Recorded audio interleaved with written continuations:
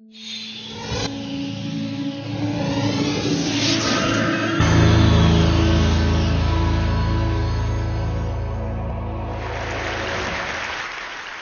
stories we tell about each other matter very much. The stories we tell ourselves about our own lives matter. And most of all, I think the way that we participate in each other's stories is of deep importance. I was 6 years old when I first heard stories about the poor. Now, I didn't hear those stories from the poor themselves. I heard them from my Sunday school teacher and Jesus, kind of by my Sunday school teacher. I remember learning that people who were poor needed something material, food, clothing, shelter, that they didn't have. And I also was taught, coupled with that, that it was my job, this classroom full of 5 and 6-year-old children, it was our job, apparently, to help. This is what Jesus asked of us. And in that he said, what you do for the least of these, you do for me. Now, I was pretty psyched. I was very eager to be useful in the world. I think we all have that feeling. And also it was kind of interesting that God needed help. That was news to me, and it felt like it was a very important thing to get to participate in. But I also learned very soon thereafter that Jesus also said, and I'm paraphrasing, the poor would always be with us. This frustrated and confused me. I felt like I had been just given a homework assignment that I had to do, and I was excited to do, but no matter what I would do, I would fail. So I felt confused, a little bit frustrated and angry, like maybe I'd misunderstood something here, and I felt overwhelmed. And for the first time, I began to fear this group of people and to feel negative emotion towards a whole group of people. I imagined in my head a kind of long line of individuals that were never going away, that would always be with us. They were always going to ask me to help them and give them things, which I was excited to do, but I didn't know how it was going to work. And I didn't know what would happen when I ran out of things to give, and especially if the problem was never going away. In the years following, the other stories I heard about the poor growing up were no more positive. For example, I saw pictures and images frequently of sadness and suffering. I heard about things that were going wrong in the lives of the poor. I heard about disease. I heard about war. They always seemed to be kind of related. And in general, I got this sort of idea that the poor in the world, lived lives that were wrought with suffering and sadness, devastation, hopelessness. And after a while, I developed what I think many of us do, this predictable response, where I started to feel bad every time I heard about them. I started to feel guilty for my own relative wealth, because I wasn't doing more, apparently, to make things better. And I even felt a sense of shame because of that. And so, naturally, I started to distance myself. I stopped listening to their stories quite as closely as I had before, and I stopped expecting things to really change. Now, I still gave. On the outside, it looked like I was still quite involved. I gave of my time and my money. I gave when solutions were on sale. The cost of a cup of coffee can save a child's life, right? I mean, who can argue with that? I gave when I was cornered, when it was difficult to avoid. And I gave, in general, when the negative emotions built up enough that I gave to relieve my own suffering, not someone else's. But truth be told, I was giving out of that place, not out of a genuine place of hope and excitement to help and of generosity. It became a transaction for me. It became sort of a trade. I was purchasing something. I was buying my right to go on with my day and not necessarily be bothered by this bad news. And I think the way that we go through that sometimes can, first of all, disembody a group of people, individuals out there in the world, and it can also turn into a commodity, which is a very scary thing. So as I did this, and as I think many of us do this, we kind of buy our distance, we buy our right to go on with our day. I think that exchange can actually get in the way of the very thing that we want most. It can get in the way of our desire to really be meaningful and useful in another person's life, and in short, to love. Thankfully, a few years ago, things shifted for me because I heard this gentleman speak, Dr. Muhammad Yunus. I know many in the room probably know exactly who he is, but to give the shorthand version, for any who have not heard him speak, Dr. Yunus won the Nobel Peace Prize a few years ago for his work pioneering modern microfinance. This was, when I heard him speak, it was 3 years before that. But basically, microfinance, this is new to you as well, think of that as financial services and products for the poor. Think of all the things you get at your bank and imagine those products and services tailored to the needs of someone living on a few dollars a day. Dr. Yunus shared his story explaining what that was and what he had done with his Grameen Bank. He also talked about, in particular, micro-lending, which is a tiny loan that could help someone start or grow a business. Now, When I heard him speak, it was exciting for a number of reasons. First and foremost, I learned about this new method of change in the world that, for once, showed me maybe a way to interact with someone and to give, to share of a resource in a way that wasn't weird and didn't make me feel bad. That was exciting. But more importantly, he told stories about the poor that were different than any stories I had heard before. In fact, those individuals he talked about where poor was sort of a side note. He was talking about strong, smart, hardworking entrepreneurs who woke up every day and were doing things to make their lives and their families' lives better. All they needed to do that more quickly and to do it better was a little bit of capital. It was an amazing sort of insight for me, and I, in fact, was so deeply moved by this. It's hard to express now how much that affected me, but I was so moved that I actually quit my job a few weeks later, and I moved to East Africa to try to see for myself what this was about. For the first time, actually, in a long time, I wanted to meet those individuals. I wanted to meet these entrepreneurs and see for myself what their lives were actually about. So I spent 3 months in Kenya and Uganda and Tanzania interviewing entrepreneurs that had received $100 to start or grow a business. And in fact, through those interactions, the first time I was starting to get to be friends with some of those people in that big amorphous group out there that was supposed to be far away. I was starting to be friends and get to know their personal stories. And over again, as I interviewed them and spent my days with them, I did hear stories of life change and amazing little details of change. So I would hear from goat herders who had used that money that they had received to buy a few more goats, change, their business trajectory would change, they would make a little bit more money, the standard of living would shift and would get better, and they would make really interesting little adjustments in their lives, like they would start to send their children to school, they might be able to buy mosquito nets, maybe they could afford a lock for the door and feel secure.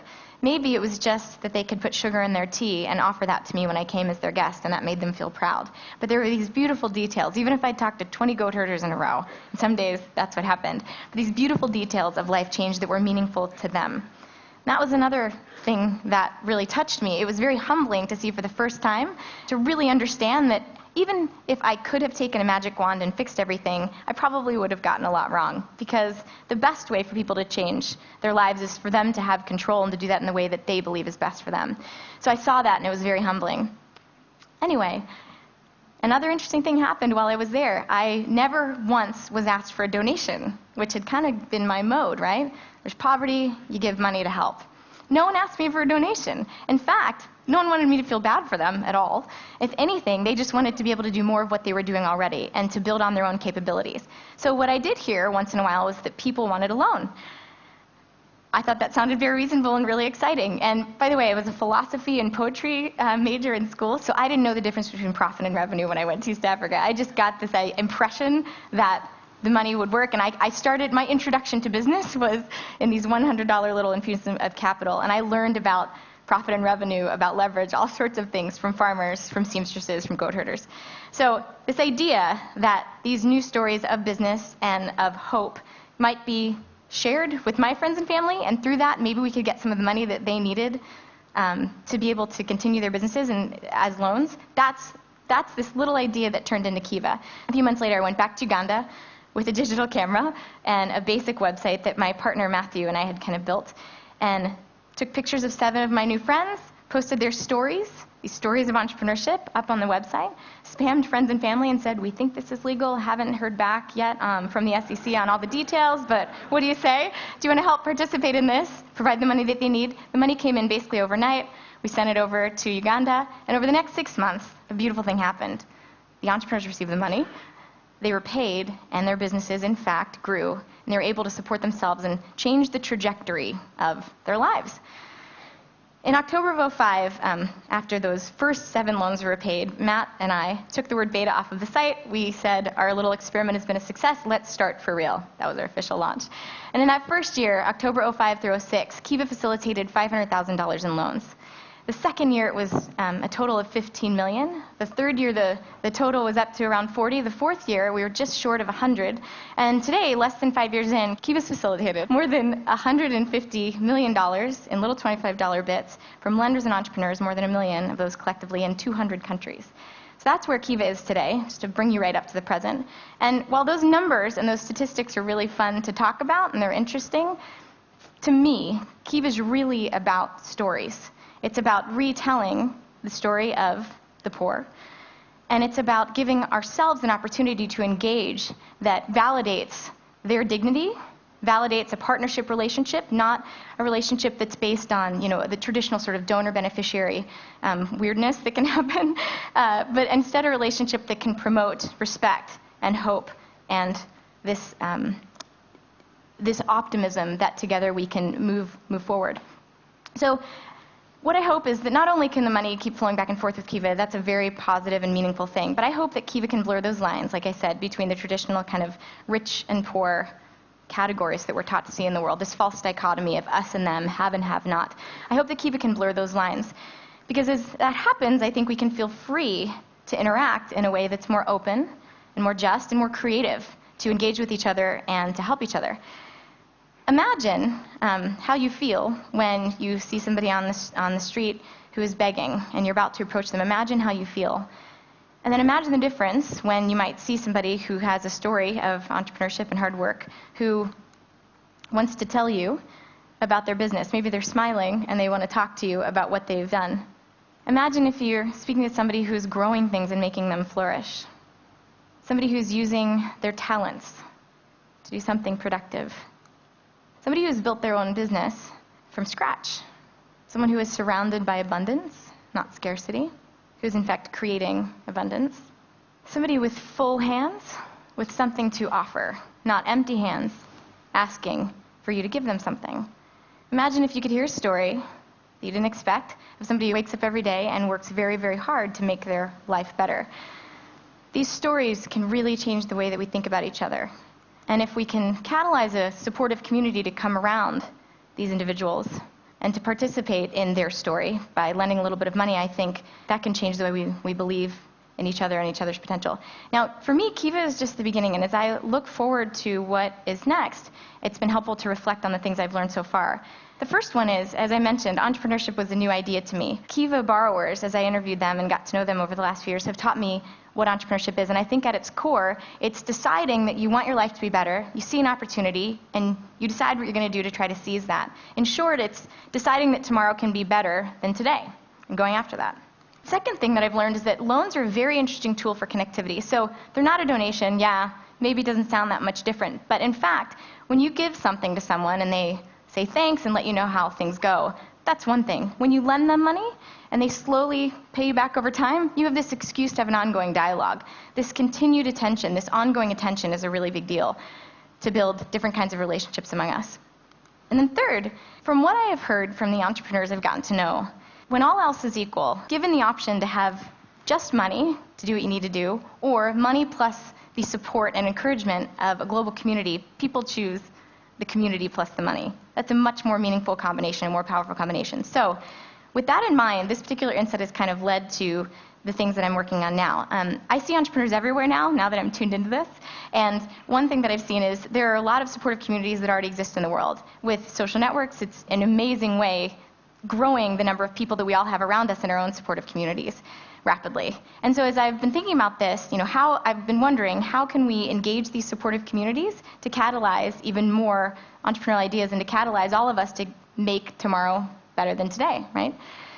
As I've researched kind of what's going on in the United States, a few interesting little insights have come up. So one is that, of course, as we all might expect, many small businesses in the US and all over the world still need money to grow and to do more of what they want to do, or they might need money during a hard month. But there's always a need for resources close by. Another thing is, it turns out those resources don't usually come from the places you might expect. Banks, venture capitalists, other organizations and support structures, they come from friends and family. Some statistics say 85% or more of funding for small businesses comes from friends and family. That's around $130 billion a year. It's a lot.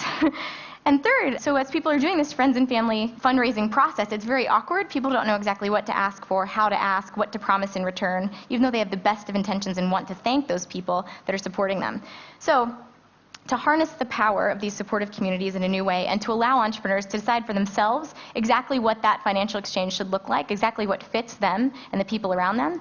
This week, actually, we're quietly doing a launch of ProFounder, which is a crowdfunding platform for small businesses to raise what they need through investments from their friends and family. And it's investments, not donations, not loans, but investments that have a dynamic return. So the mapping of participating in the story, it actually flows with the up and down.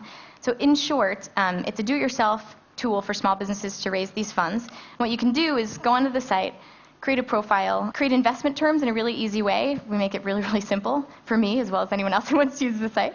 And we allow entrepreneurs to share a percentage of their revenues. They can raise up to $1 million from an unlimited number of unaccredited, unsophisticated investors, everyday people, heaven forbid, and then they can share those returns over time, again, whatever terms they set. As investors choose to become involved based on those terms, they can either take their rewards back as cash, or they can decide in advance to give those returns away to a nonprofit. So they can be a cash or a cause investor. It's my hope that this kind of tool can show anybody who has an idea a path to go do what they want to do in the world and to gather the people around them that they already have, the people that know them best and that love them and want to support them, to gather them to make this happen. So that's what I'm working on now. And to close, I just want to say, look, these are tools. Right now, ProFounder's right at the beginning, and it's very palpable. It's very clear to me that it's just a vessel. It's just a tool.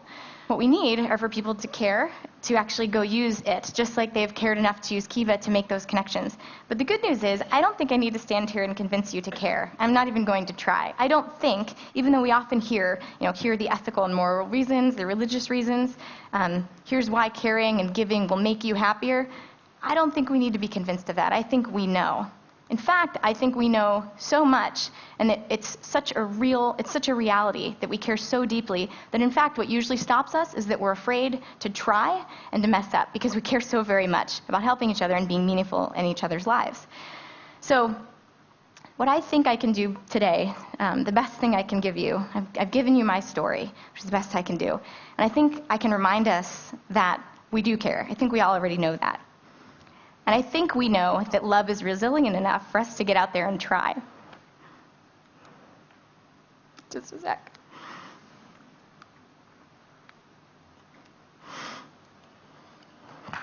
Thanks.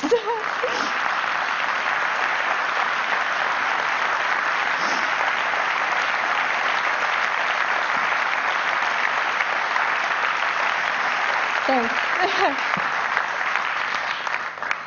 For me, the best way to be inspired to try is to stop and to listen to someone else's story. And I'm grateful that I've gotten to do that here at TED.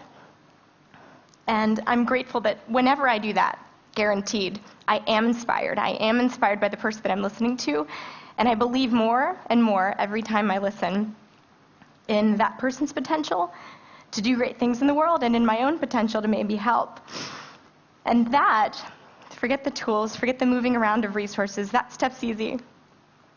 Believing in each other, really being sure when push comes to shove that each one of us can do amazing things in the world, that is what can make our stories into love stories and our collective story into one that continually perpetuates hope and good things for all of us. So that, this belief in each other, knowing that without a doubt, and practicing that every day in whatever you do, that's what I believe will change the world and make tomorrow better than today.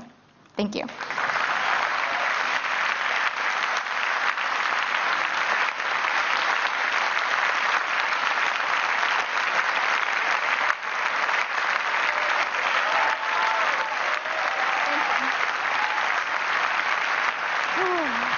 Thank you.